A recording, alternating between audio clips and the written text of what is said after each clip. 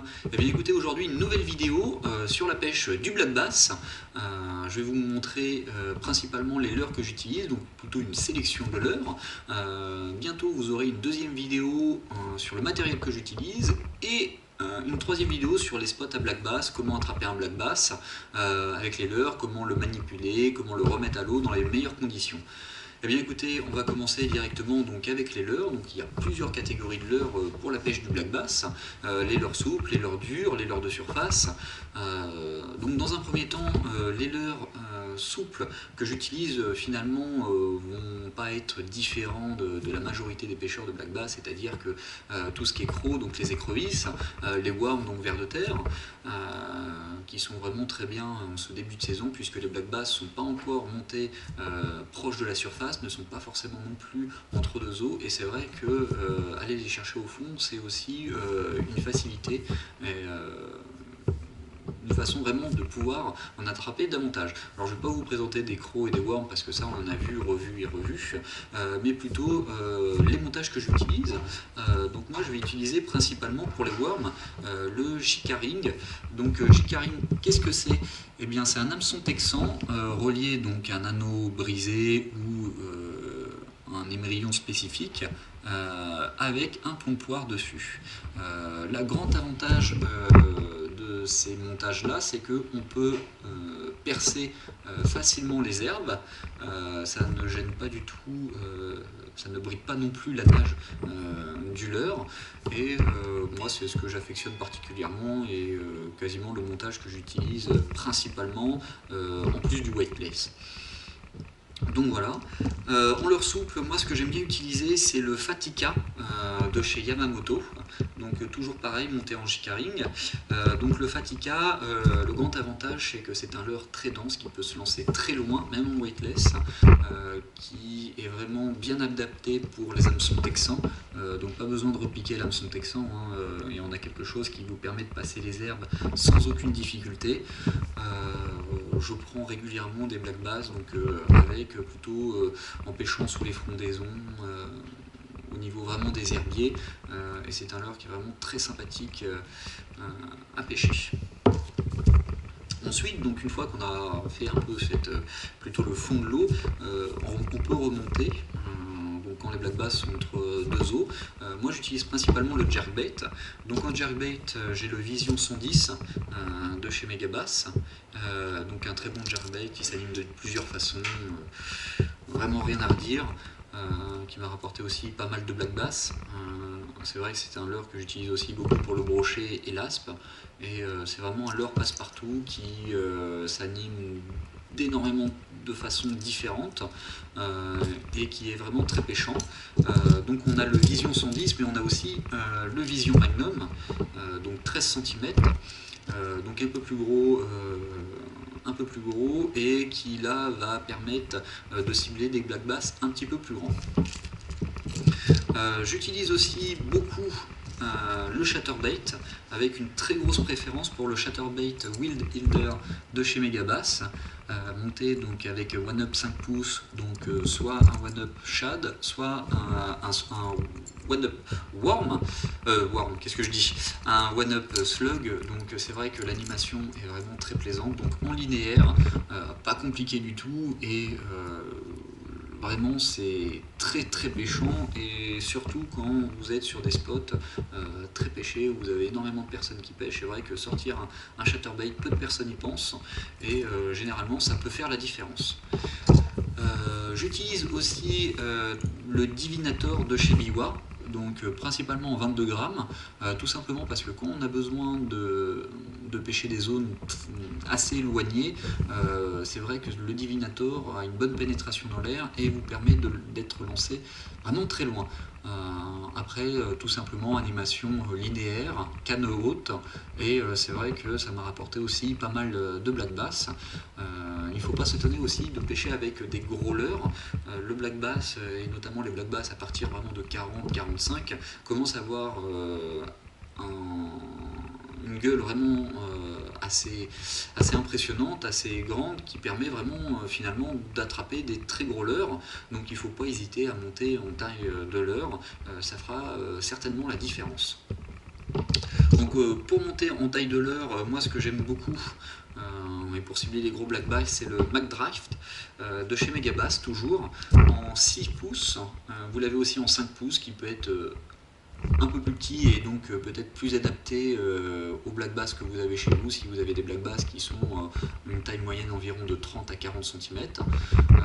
Donc le McDrift, vraiment leurre souple, génial, qui tire beaucoup d'eau, qui est très ressemblant à un poisson et qui est vraiment très pêchant. La nouveauté que j'ai utilisée l'année dernière et qui m'a apporté aussi pas mal de poissons, plutôt en début de saison et en fin de saison, c'est l'iJack de chez Megabass. Donc là vous êtes vraiment sur on peut dire un shallow runner, donc qui reste en surface quasiment, enfin juste sous la pellicule d'eau, et qui va avoir une taille assez bien proportionnée pour des black bass à partir de 40 cm, mais surtout qui va être bruiteur d'une façon un peu différente par rapport aux autres leurres. Vous entendez ? Il y a une seule bille qui va taper ses flancs droite-gauche, droite-gauche, donc avec une seule bille qui est très grave, donc un son que les poissons ont peu l'habitude d'entendre et qui peut se révéler porteur sur certaines journées. Donc voilà à peu près pour les leurres dures que j'utilise. Vous avez aussi, quand vous êtes dans des milieux encombrés, plutôt passer sur des leurres à palette, comme les spinnerbaits. Moi en spinnerbait, j'utilise principalement le V-Flat, donc de chez Megabass, donc qui est aussi un très bon leurre, qui permet aussi bien de prendre des black bass de 15 cm comme des black bass de 50 cm. C'est vraiment un leurre passe-partout qui est très maniable, qui est pêchant dès qu'il entre dans l'eau. Vous avez aussi cette possibilité de passer tout ce qui est des bois morts, ou des bois ou des encombrements, ça passe vraiment très très bien. Certains jours, malheureusement, eh bien, le V-Flat ne marche pas très bien parce que les poissons ne sont pas réceptifs, et j'aime bien passer sur la taille au-dessus, donc le venon de chez Megabass, plus gros, donc qui est un petit peu morflé, qui m'a permis aussi de prendre pas mal de black bass et brocher quand vous en avez aussi dans le coin. Donc un très bon leurre aussi quand vous avez besoin de cibler des poissons un peu plus grands. Alors un autre leurre aussi que j'utilise, c'est le Ice Slide de chez Megabass, donc un leurre qui a plusieurs particularités. La première chose, c'est qu'il ressemble à un black bass, et c'est vrai que les gros black bass aiment bien de temps en temps chasser les petits black bass pour avoir un territoire, et c'est vrai que passer un leurre qui a une forme de black bass, c'est pas anodin pour attirer les gros black bass. Donc c'est un leurre articulé qui navigue, on va dire, un peu sous la pellicule d'eau ou entre deux eaux, tout dépend de l'animation que vous allez lui donner, qui a ce grand avantage aussi, par un coup de canne assez sec, de faire un 360 degrés. Donc c'est vrai que ça peut surprendre les poissons de temps en temps, et ça peut déclencher des attaques quand vous avez un black bass par exemple qui vous suit, vous pêchez à vue, donnez même un petit coup de sion histoire que le leurre fasse un 180 degrés, ça peut vraiment surprendre les black bass et réveiller leur instinct d'attaquer rapidement le leurre. Ça m'a permis de prendre vraiment des très beaux black bass, très peu de petits, mais quand vous êtes sûr d'avoir des gros black bass dans votre plan d'eau ou en rivière, n'hésitez pas à sortir un ice slide. C'est aussi un très bon leurre pour pêcher le black bass. Donc voilà à peu près pour les leurres que je vais utiliser, qui vont plutôt pêcher proche du fond, ou entre deux eaux, ou juste en dessous de la pellicule. Mais aussi, on a aussi les attaques de black bass en surface qui sont très sympathiques, où vous avez ce black bass qui va aller aspirer le leurre en surface, puisque le black bass se nourrit principalement d'insectes et de petits poissons en les ramenant proche de la surface, donc ils ont une gueule vraiment orientée pour attaquer la surface, et donc là c'est vraiment un plaisir de pêcher les black bass de cette façon, donc avec des leurres de surface, plutôt en été. Donc au niveau des leurres de surface, moi j'aime bien le cyglet de chez Megabass, donc un leurre qui va ressembler donc principalement à une cigale, un petit insecte en surface, et c'est vrai que n'hésitez pas à lancer le cyglet, le ramener tout doucement, faire des longues pauses. Quand je parle de longues pauses, c'est des pauses de 30 secondes jusqu'à 1 minute, voire 2 minutes, et il n'est pas rare que même au bout d'une minute, les black bass finalement se jettent dessus alors que vous n'avez rien vu venir. Vous avez aussi tout ce qui est popper. Alors les poppers, je vais utiliser deux poppers. Donc le Popix de chez Megabass. Ce que j'aime beaucoup avec celui-là, c'est qu'il y a plusieurs façons de l'animer, aussi bien en jump, en walking the dog, ou l'utiliser vraiment tel qu'il a été prévu, donc en popant. Donc vous avez cet avantage aussi par rapport à ce leurre-là, c'est qu'il s'anime très très facilement. Pour rien il s'anime, et pour rien il est très pêchant. Donc vraiment sympa quand vous avez des black bass qui se trouvent aussi à des grandes distances, et de voir ces attaques assez loin et pouvoir les ferrer et voir le combat débuter avec des chandelles, c'est vraiment très plaisant. En tout cas, j'utilise aussi pour des black bass un peu plus gros le Pop Max. Donc pour vous donner une idée, il est quand même un petit peu plus gros que le Pop X. Donc le Pop Max que j'utilise aussi pour le brochet va permettre de prendre généralement des black bass un peu plus gros. Généralement, je fais avec des black bass en moyenne autour de 45-50. Donc là, qui va avoir un pop au niveau de l'eau, donc qui va faire énormément de bruit. L'avantage de ce leurre là, c'est que vous avez l'eau qui va rentrer à l'intérieur de la bouche du black bass pour sortir, enfin à l'intérieur de la bouche du Pop Max pour ressortir au niveau des ouïes, et ça va créer un petit sillage avec des petites bulles, et c'est vrai que ça peut faire la différence sur certains jours quand les black bass ne sont vraiment pas décidés. Alors qui dit leurre à black bass dit aussi les frogs, donc c'est leurres qui ressemblent aux grenouilles, qui vont vraiment imiter les grenouilles. C'est des très bons leurres de surface. Par rapport à ces leurres là, je vais mettre quelques bémols. Il est vraiment plus avantageux pour vous de pêcher à la frog quand vous êtes dans un plan d'eau où il y a déjà une présence notoire de grenouilles. Les black bass sont des poissons méfiants, il ne faut pas prendre pour ce qu'ils sont uniquement, c'est-à-dire ne pas les prendre que pour des poissons. Ils réfléchissent très bien. Moi j'ai cette expérience aussi de pêcher plusieurs plans d'eau, et c'est vrai que sur des plans d'eau où il y a des grenouilles, les black bass sont très réceptifs. Par contre, quand il n'y a pas de grenouilles sur certains plans d'eau, je peux vous dire que vous pouvez pêcher longtemps et des heures à la frog, ils ne mordront pas du tout. Et ça pareil au niveau de tout ce qui est leurre en forme d'écrevisse, voilà. Donc comme tout, il faut adapter ces leurres par rapport à l'environnement et les proies habituelles des poissons que vous voulez leurrer. Donc niveau grenouille, finalement moi j'utilise deux petites grenouilles de temps en temps. Donc plutôt petites grenouilles, eh bien, quand les grenouilles, les petites rainettes sont encore assez jeunes, assez petites.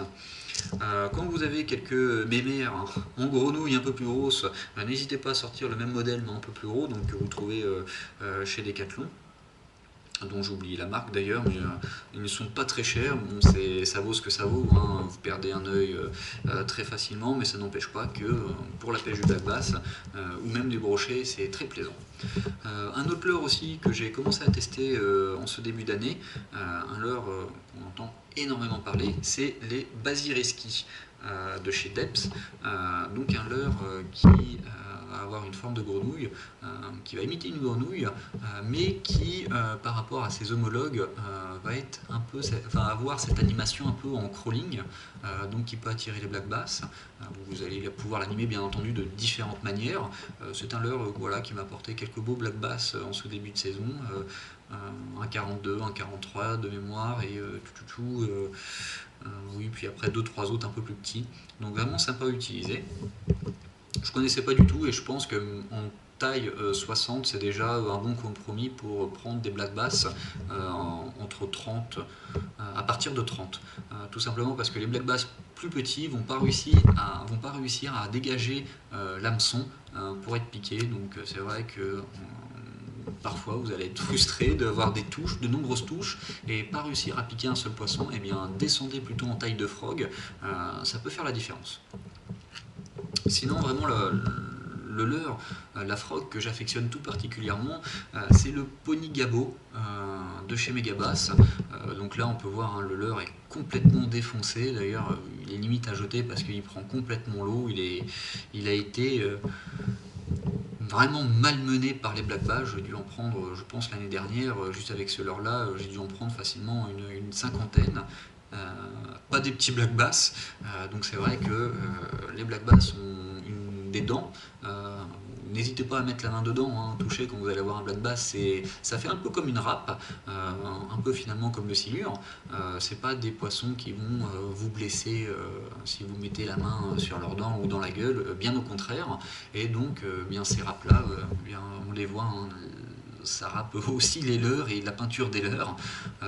Mais bon, voilà, donc le grand avantage de cette frog par rapport aux autres qu'on peut trouver, c'est que vous allez avoir la tache au niveau de la gueule, et ça va faire un peu comme un popper, donc ça va être un peu entre un popper et une frog, donc un peu un hybride. Et ça, généralement, quand les black bass voient à longueur de journée des frogs, c'est vrai que sortir la pony frog, enfin même la pony gabo, d'ailleurs oui, son nom c'est Pony Gabo, excusez-moi, la Pony Gabo, c'est vrai que vous allez avoir une animation différente, un bruit différent, donc ça peut attirer vraiment les black bass qui ont l'habitude de voir des grenouilles.